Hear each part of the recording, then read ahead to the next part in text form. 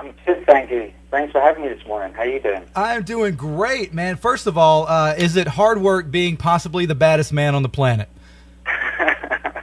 It gets harder as I get older because I've got to do more. I've got more to live up to. So yeah, my body is taking my toll on my body. I feel like an old man when I wake up in the morning now. Well, of course, that's the thing. We talk a lot about physical fitness on this show, keeping people in shape and everything. Your workout regimen has got to be out of this world. Kind of take us through a day at the gym with you. I mean, what's it like to stay in the shape that you got to be in? I've been doing a lot of training at home recently, especially for Heroes. I was doing about 3 or 4 hours a day, Right. and that would include me going for a 5-mile run, and then there's a little park. It's got parallel bars and bars, so I'd do about an hour of conditioning there, and then run back home. And I'd work on all my weapons and just go through everything that I've learned over the years, just to keep the cobwebs off and keep my weight down. Really, just keep me sort of my moves fluid and flexible for the show, just in case any injuries come up.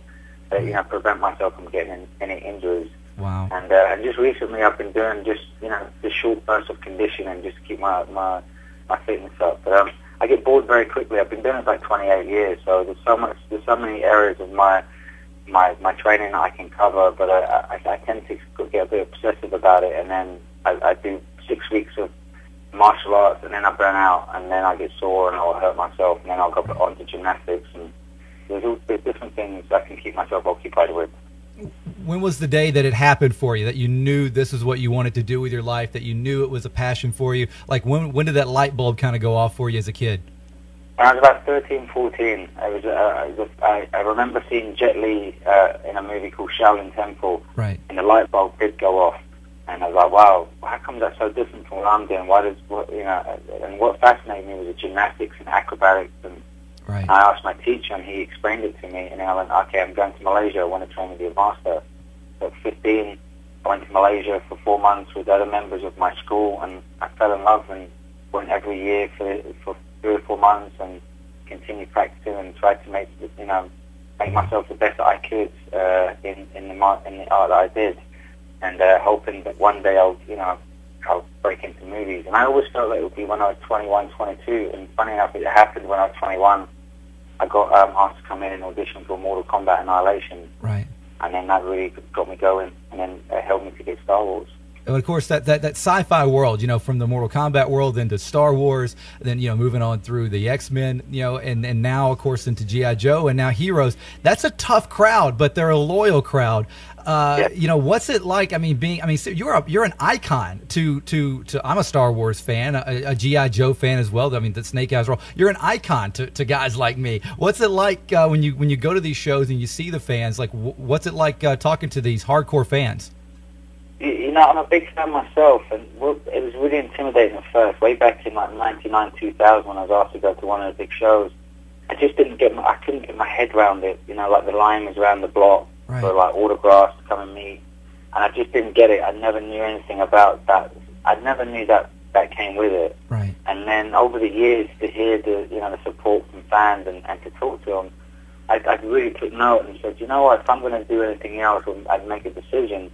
It's really because of the fans and because of really the loyalty and following me and the support. And I really wouldn't be here today if it wasn't for the fans. Right. And so I'm really grateful for that. And it was scary to do G.I. Joe and also to do Heroes, because I do go to some of the shows and I wouldn't want to sort of screw up or upset anyone and to sort of be laid on the line and go, hey, you screwed up Snake Eyes, you should have played him like that.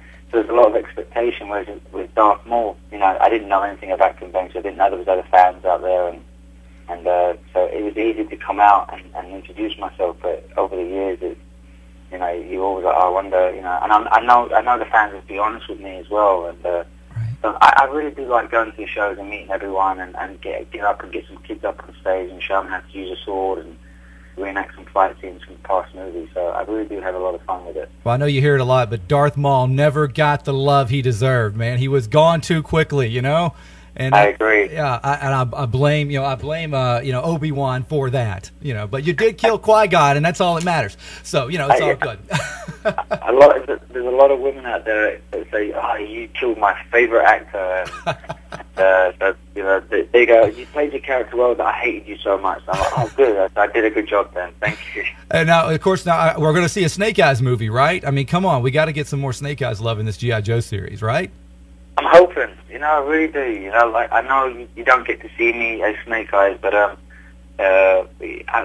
maybe one day, you know, you get to see me becoming Snake Eyes, or, you know, I hope it will be me. Right. But that's what I'm doing right now. I'm working on Heroes, and I'm training and trying to keep myself from burning out until I get like call from the producers and the director and say, hey, we're on G.I. Joe 2, let's go. Well, I want to step up my game, and I was nursing some injuries on G.I. Joe, and no one knew about, but it was enough to affect me. I still did the best I could, but now I'm sort of 100%, and I want to, you know, give, you know, 400% into what I'm doing. Well, you nailed one of my favorite all-time comic book and action figure characters in Snake Eyes. And, of course, now on Heroes, new season tonight, you're Edgar on the show. Tell us a little bit about this new character. It's great.